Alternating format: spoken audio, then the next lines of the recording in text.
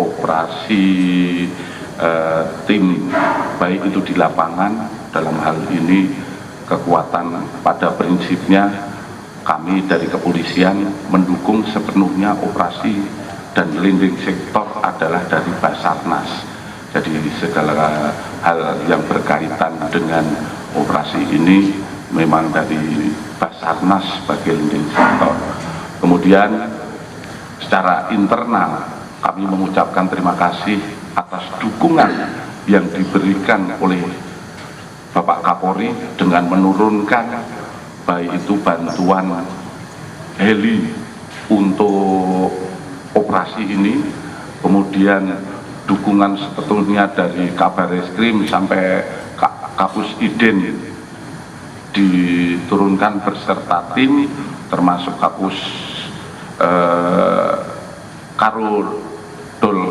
Dokpol Pusdokes diturunkan untuk mengidentifikasi korban.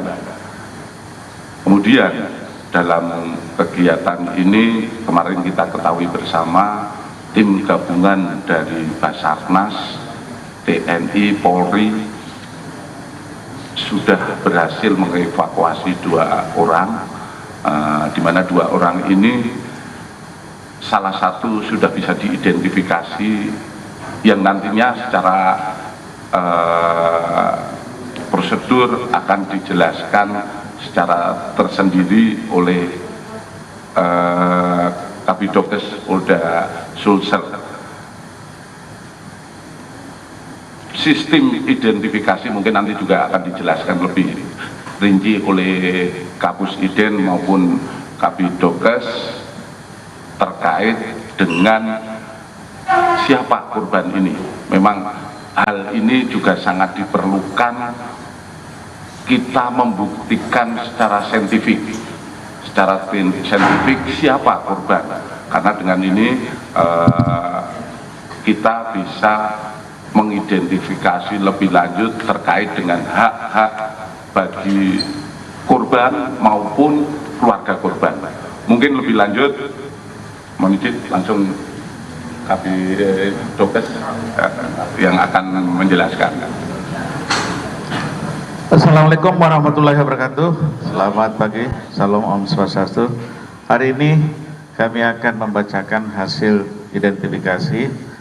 Pada hari ini Rabu tanggal 21 Januari 2026, tim DVI gabungan terdiri dari tim DVI Bidokes Polda Sulsel didukung tim DVI Pusdokes Polri, tim Iden Polda Sulsel, tim Pus Iden Polri, dan Departemen Forensik dan Medikologal Fakultas Kedokteran Unhas telah menerima 1 kantong jenazah dan melaksanakan identifikasi dengan hasil sebagai berikut. Jenazah dengan nomor postmortem 62B.01 cocok dengan antemortem nomor AM004 teridentifikasi sebagai Florencia Lolita Wibisono, jenis kelamin perempuan, umur 33 tahun, dengan alamat apartemen Oak Tower A, unit 216, Pulau Gadung, Jakarta Timur, melalui sidik jari, data gigi, properti, dan ciri medis. Demikian hasil kegiatan yang dapat kami sampaikan. Terima kasih. Wabillahi taufiq wal hidayah. Assalamualaikum warahmatullahi wabarakatuh. Om Santi Santi Santi Om. Terima kasih dari Kabidokes. Mungkin selanjutnya mungkin bisa dijelaskan oleh Bapak Kapus Iden tentang proses identifikasi ini. Mohon izin, silakan. Terima kasih Bapak Kapolda. Mohon izin kami langsung saja untuk tim Iden bersama tim DVI yang tadi sudah disampaikan oleh Kabidokes bersama-sama melaksanakan identifikasi terhadap jenazah yang telah dikirim kemarin dengan kode jenazah PM62B01 Untuk tim IDEN, ya, alhamdulillah kemarin jenazah masih dalam keadaan bagus, sehingga untuk papiler yang ada di sidik jari masih bisa terbaca, sehingga kami sudah langsung mengambil sidik jarinya, kemudian dengan peralatan yang kami miliki bisa langsung membaca identitas yang bersangkutan. Tetapi untuk memastikan, untuk membuktikan secara saintifik, maka kami melakukan pembandingkan, yaitu mengambil sidik jari jempol tangan kiri, dan kami melakukan pembandingan dari data pembanding, dan sebagaimana disampaikan tadi, ini kami mengambil contoh, misalnya ini sidik jari yang kita ambil pada postmortem, kemudian kita melakukan pembandingan secara manual dengan data pembanding, maka kami bisa meyakini secara keilmuan bahwa yang bersangkutan adalah Florencia Lotia Wibisono, sebagaimana disampaikan oleh Kabidokes tadi. Jadi kami yakin, seyakin-yakinnya berdasarkan keilmuan bahwa yang bersangkutan adalah sebagaimana tersebut. Terima kasih. Kami kembalikan ke Bapak Kapolda. Terima kasih dari Kapus Iden Polri, Brigjen Pol Masudi. Mungkin dari Basarnas lebih lanjut.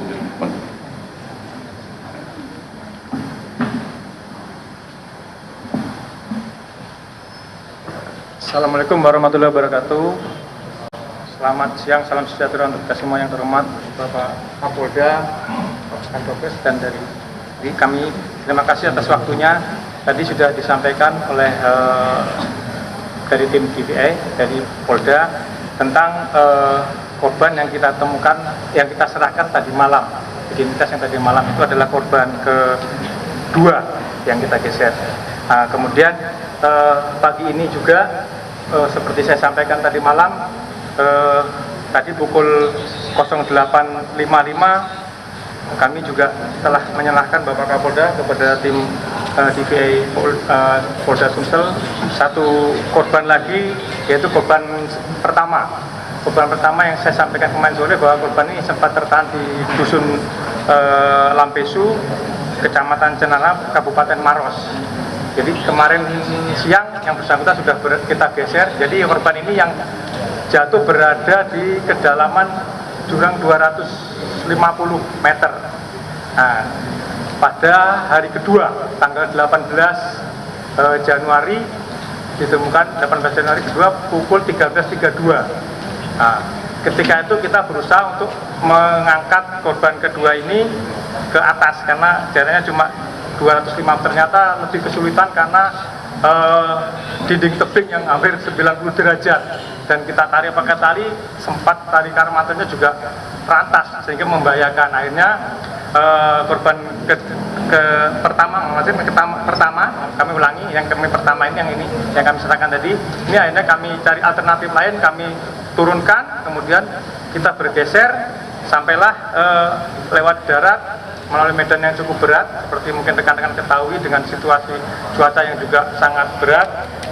Kemarin siang sekitar pukul 15 sore 15, korban satu ini sampai di dusun Lampesu, Kecamatan Centara, Kabupaten Maros. Sempat di situ sore, kemudian kami tahan karena kami fokus pada korban kedua yang tadi malam juga kami serahkan seperti sudah diidentifikasi. Kemudian kami tahan di situ. Harapan kami akan kami geser jika memungkinkan hari ini. Ternyata seperti disampaikan dengan hasil OMC pagi ini tadi pukul 6 sampai dengan pukul 8, alhamdulillah cuaca mendukung. Akhirnya kami gerakkan helikopter dari Basarnas KR 3601 untuk menuju ke dusun Lampesu tadi, Kabupaten Maros. Pada pukul 07.32 kemudian berhasil dievakuasi dan sampai kembali ke Lanut Hasanuddin pada pukul 08.13. Nah, kami sangat bersyukur karena kalau tetap cuaca tidak mendukung pagi tadi terpaksa harus lewat darat dan mungkin belum tentu sore karena butuh lebih 7 jam, 8 jam untuk sampai ke ini. Akhirnya tadi butuh waktu tidak sampai 30 menit. Akhirnya korban pesawat pertama ini sudah sampai di Lanut.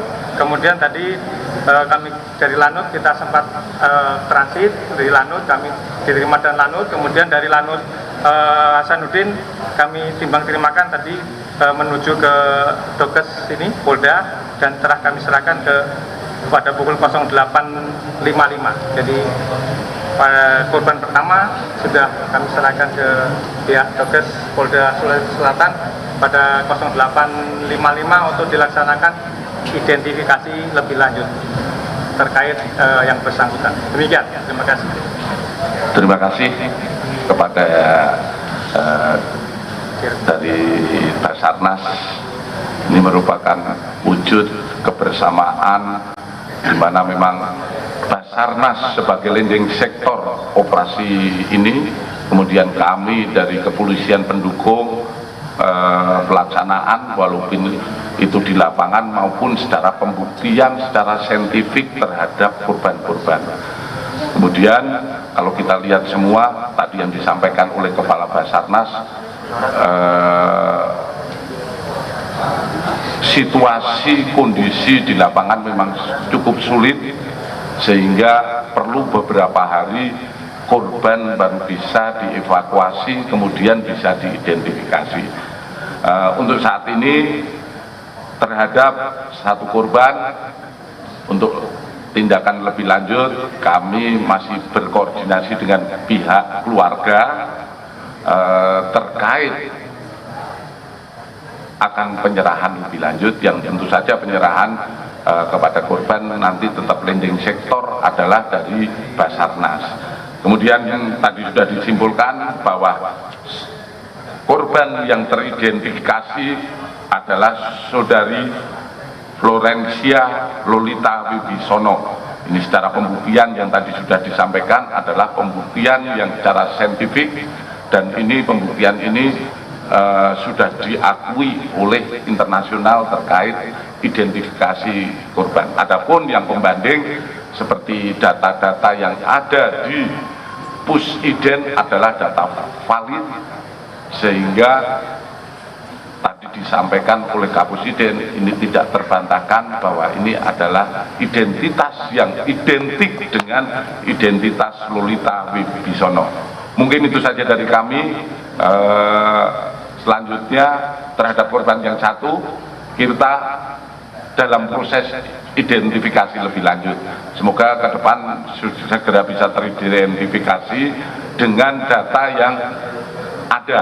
Namun seandainya melalui identifikasi nanti belum ada, masih ada pembuktian-pembuktian yang secara saintifik bisa kita buktikan dengan pembanding-pembanding yang sudah dikumpulkan oleh Pusdokes. Saat ini sudah lengkap terhadap pembanding untuk korban, ini sudah lengkap. Kita sudah ada datanya, data pembanding yang nantinya untuk identifikasi korban dalam kondisi seperti apapun bisa kita buktikan secara saintifik siapa itu korban ketika nanti kita bisa mengamankan mendapatkan dari korban. Namun pada prinsipnya kami dari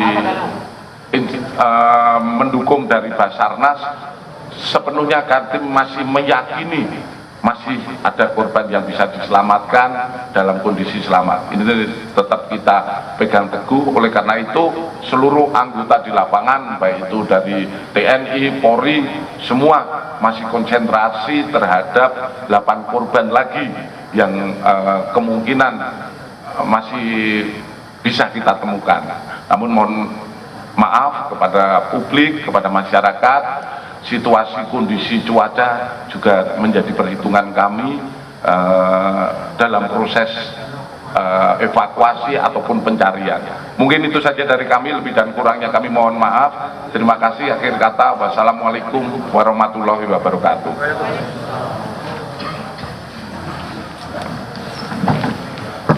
Ya, baru saja kita dengarkan pernyataan resmi dari Kapolda Sulawesi Selatan Irjen Juhandani Raharjo beserta dengan ada tadi Kabid Dokes dan juga Kabid Dokpol yang menginformasikan bahwa perkembangan dari proses identifikasi dan dari Bitdokes Polda Sulawesi Selatan dari 2 jenazah yang sudah tiba di Rumah Sakit Polda Sulawesi Selatan ini ada 1 jenazah korban kecelakaan pesawat ATR 42500 yang sudah berhasil diidentifikasi atas nama Florencia Lolita Wibisono yang berusia 33 tahun dengan jenis kelamin perempuan, saudara. Proses identifikasi terhadap Florencia Lolita Wibisono ini identik dari sidik jari, data gigi, dan juga properti yang masih melekat di tubuh jenazah korban kecelakaan pesawat ATR 42500.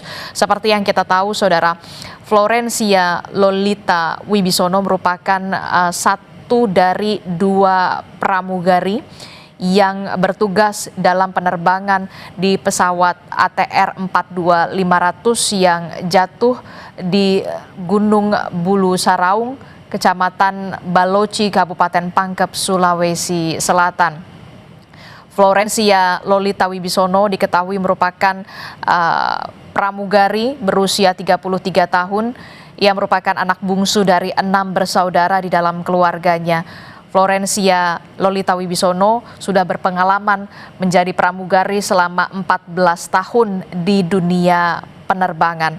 Namun diketahui, saudara, Florencia Wibisono ini baru 3 bulan bertugas di pesawat ATR 42500 milik Indonesia Transport. Saat ini proses identifikasi masih terus dilakukan terhadap 1 jenazah korban jatuhnya pesawat ATR 42500 yang kita tahu, saudara, sempat tertahan di Dusun Lampesu sebelum akhirnya tiba di Rumah Sakit Bayangkara Polda Sulawesi Selatan. Dan tentu saja kita masih berharap cuaca bisa lebih bersahabat agar proses pencarian terhadap 8 korban kecelakaan pesawat ATR 42500 seluruhnya bisa segera ditemukan, saudara.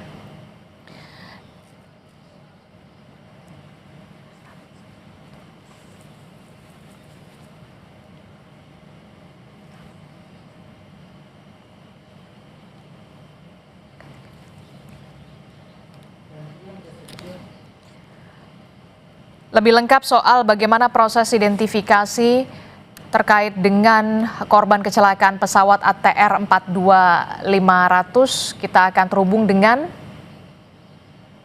Karodokpol